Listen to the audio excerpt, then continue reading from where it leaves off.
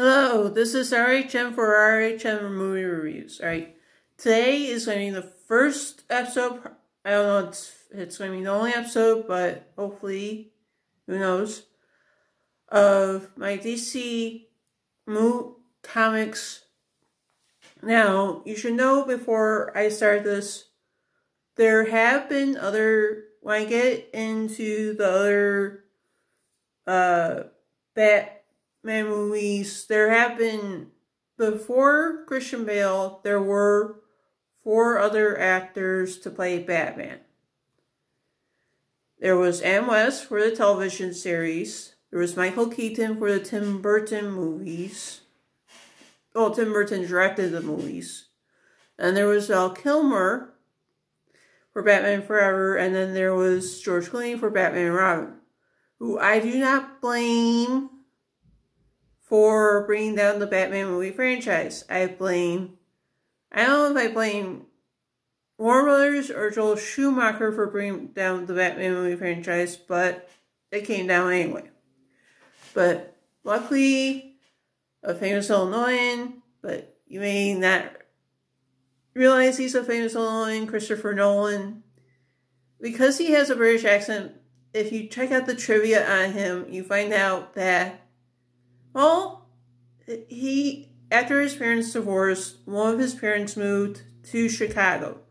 So he has split his time while he was growing up between being raised in the States and being raised in England. His brother was raised mostly in the States, where he was raised mostly in England. So that's why you hear the accent. And of course, Batman Begins starts the Dark Knight trilogy, which Christopher Nolan directed. Now, the first 2 movies were filmed in Chicago.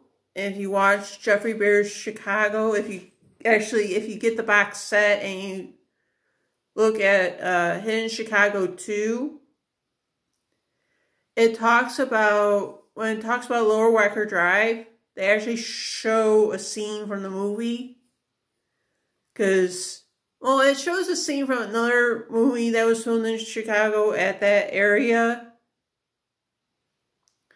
But they also show another clip from the movie talking about the fact that, Heath Ledger won an Oscar for The Dark Knight, and he's the only one from the movie franchise to actually win an Oscar for playing the Joker. And saying, well, yeah, I would agree, but now the Oscars aren't made in Chicago. A few years ago, they stopped being made in Chicago. They're made somewhere else. I'm not sure where, but I know they're made somewhere other than Chicago.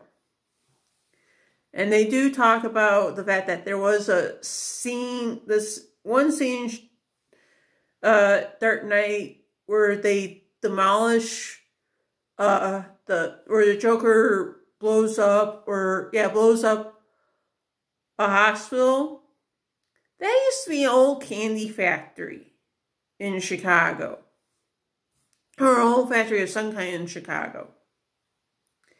And the third, you may not know this, but yeah, Dark Knight Rises was filmed in Philadelphia. So if there was a Chicago scenes, it was overview. It was landscape filming.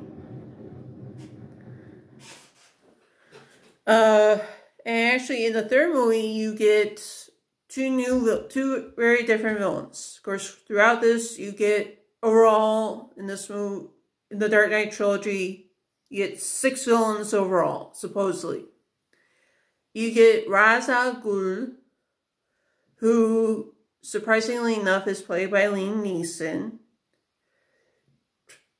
Because a lot of people know him for playing good guys. So, the other one for Batman Begins is supposed to be Cillian Murphy. I'm not sure of who he is or what he has done in the past for American audiences.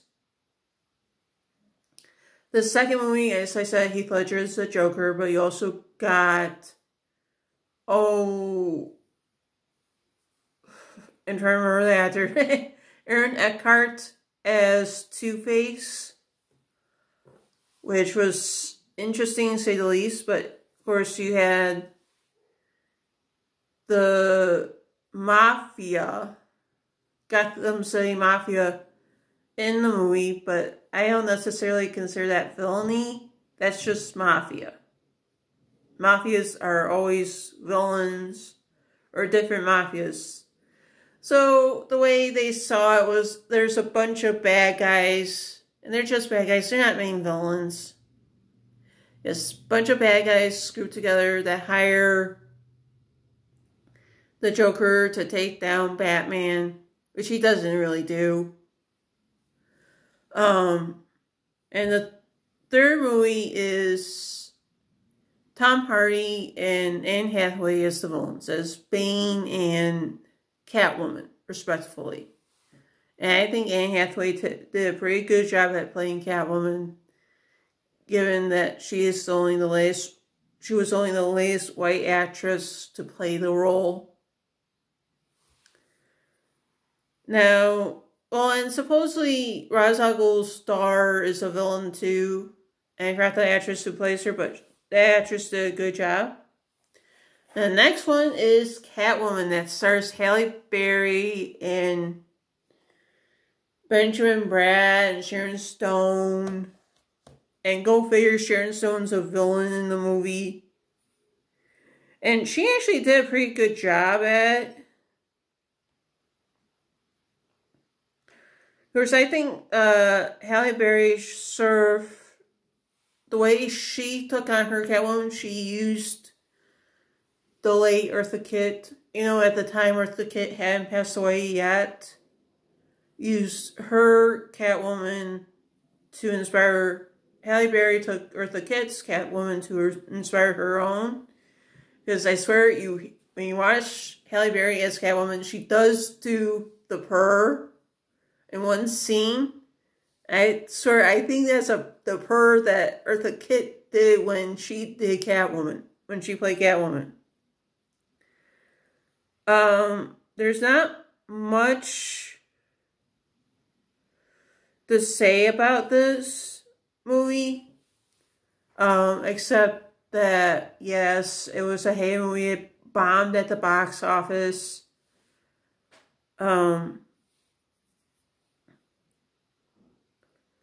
And Halle Berry won a Raspberry Award, which I thought was interesting. The next movie is Green Lantern. And I don't know with the new DC Extended Universe if there's going to be a new actor to play Green Lantern or not. There probably is going to be one, but I don't know for certain. Of course, this was a movie where Ryan Reynolds and Blake Lively met for the first time. This was the only movie they've done together since they've been married. Because now they have 3 beautiful girls. And Ryan Reynolds, I do feel sorry for you. You are outnumbered.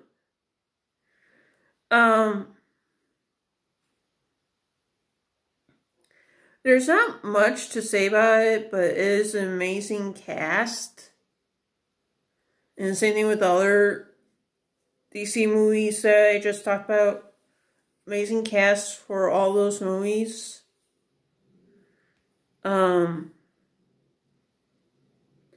Like Michael Clark Duncan actually voiced the character in this movie. I mean, if you don't notice, for the characters who aren't necessarily human, you hear the voice. But the villain in this movie is Fear. But a person that Fear inhabits is Hector Hammond, who is played by Pierre Sarsgaard. And Pierre, hopefully I pronounced your last name correctly. I am sorry if I didn't. And he did a good job at playing the villain. I wouldn't have expected him to play a villain per se, because as far as I know, he never really got to play a villain beforehand. I mean, afterwards, yes, when he got to help remake The Magnificent Seven, he played the villain, and he did a good job in that.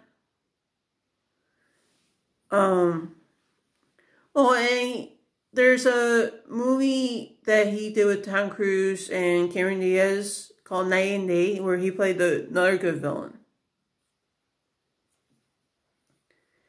Now, the next movie I want to be talking about this is the first movie in the DC Extended Universe. That means they also casted a new actor to play Batman. But the first one is Man of Steel, and Henry Cavill is only the third actor to play Superman, Clark Kent in the movies. For TV, it has been 4 actors. Now, I would say it's up to you guys and of course, at the same time that DC has decided to do the extended universe in the movies on TV, they created the Arrowverse, which doesn't include Arrow anymore, unfortunately, but includes The Flash, Supergirl, Batwoman, DC's Legends of Tomorrow, Black Lightning, and I think because Arrow left, they got a new show in called Superman and Lois, which is very interesting. But with I'm going to get back to the movies now. Man of Steel has a great cast. It was actually released on the 75th anniversary of the comic book Superman. Sorry, I'm trying to find the trivia.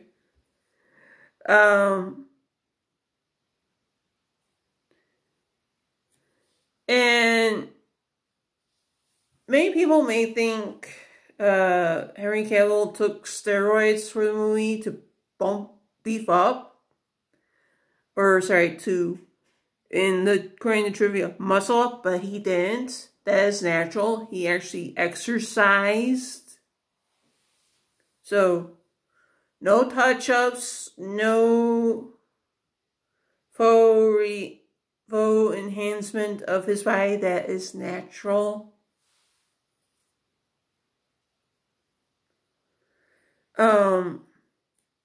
It actually is a great cast. The guy, I don't know if he's ever, Michael Shannon, I don't know if he's ever done played any villains beforehand, but he did, as far as I'm concerned, he did an excellent job at playing Joel Zod in this movie, who was the main villain, who in the first time the Superman movies came out, the character was played by Terrence Stamp. Hold on. Alright. And the movie was filmed in both Illinois and California. If you check the IMDb app or website, if you check filming locations, it actually does say also Canada, but it actually says where they were filming for certain scenes, which I was surprised they don't, when they say Illinois or when they say Chicago, Illinois, they say exterior. I thought for sure that the one scene that looks like Chicago's Union Station, and the scene is towards the end of the movie, I swear, I would think that does look like Chicago's Union Station almost. But that was filmed inside of another building somewhere else. I was in total shock. And the next one is Batman vs. Superman: Dawn of Justice. Now, when this came, the original release date was supposed to be when Captain America Civil War came out. But it was a showdown of, alright, who's going to move their superhero movie? DC Warner Brothers or Disney, Marvel Disney, or Disney Marvel, however you want to say it. And it turns out, and actually the way I saw it was sort of a chicken fight. It's like two people hanging on a collision course. Who's going to move first? And it turns out DC Warner Brothers moved first, which I found amazing.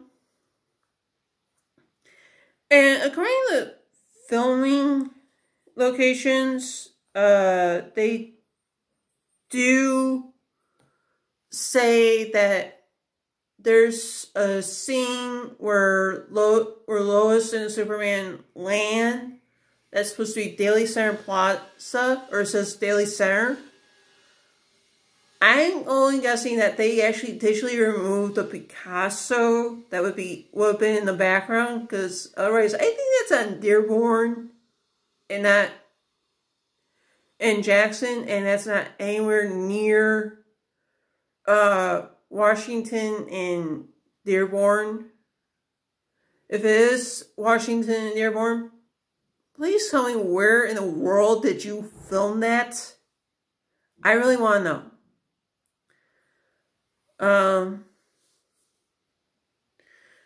And for now, that's all. Actually, in this one, there was a new Lex Luthor introduced, as well as Wonder Woman was introduced in this. And supposedly, other Batman movies are referenced in this movie. When I get to Justice League, I'll talk about a very special episode from this past year's Arrowverse crossover. One of the episodes. I thought it was very interesting. So this is RHM for RHM Movie Reviews, signing off.